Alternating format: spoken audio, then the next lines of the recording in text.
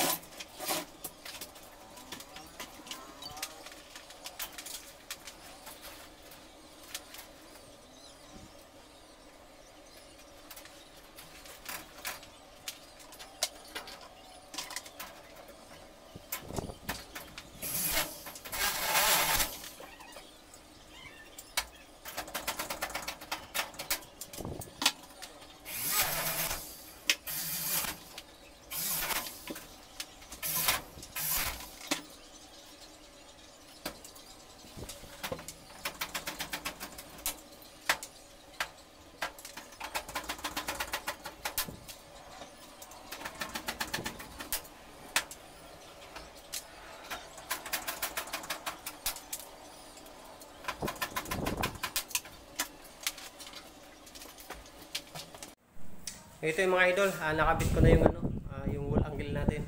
So napaikutan ko na. Ayan.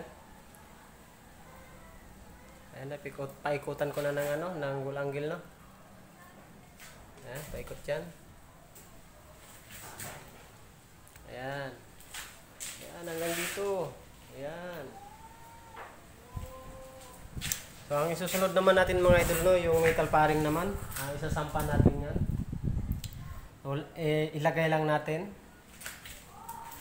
yung walang putol, yung walang siya mga idol, no, yung walang putol ba, kumbaga sagad siya.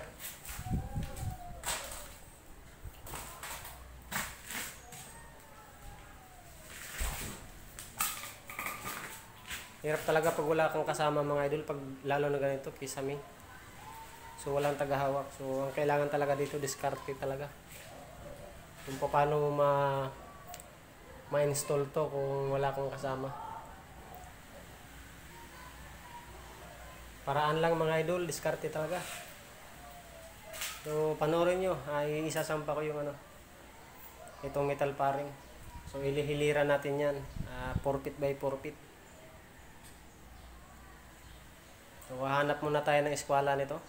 Kukuha muna tayo ng nito, eskwala. Sa gitna tayo mga idol, no? Para yung siruho natin puro gilid. Puro sa lahat sa gilid lalagay natin yung mga siruho. Yan mga idol.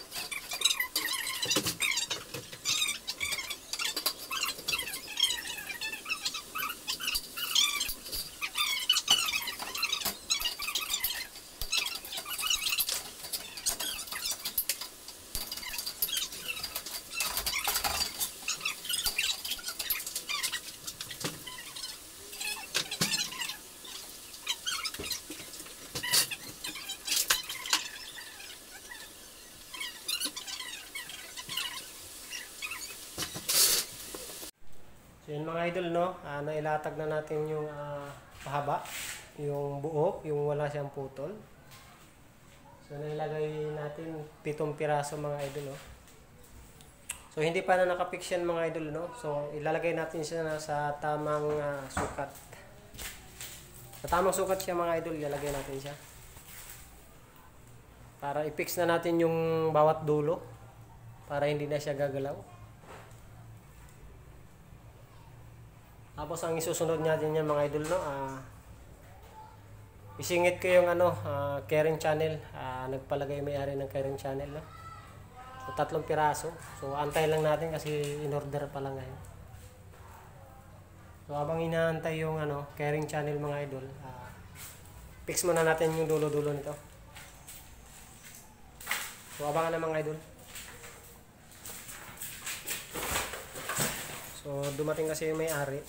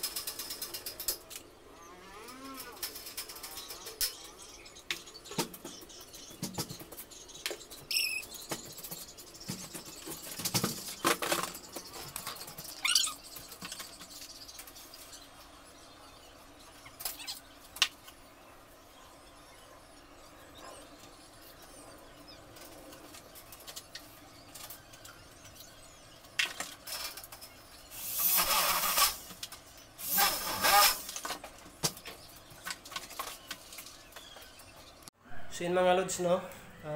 Nalagyan na natin ng carrying. Lagyan na natin ng carrying. So, ang sunod naman step mga idol, no? Hangiran naman natin siya. May mga hangir na, kaya lang kukunti pa lang.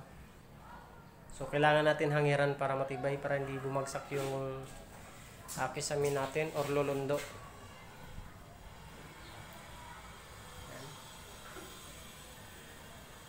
Ayun yung kaya na yan, no?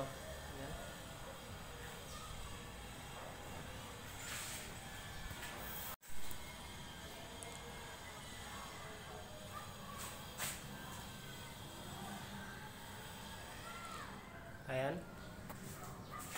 So, kaya pa natin lagyan ng hanger yan. Lagay pa tayo dito ng ng isa, dalawa. So, dalawa. So, bukas na yung iba kasi gabi na mga idol, no? So, ayan. Antay-antayin yan lang.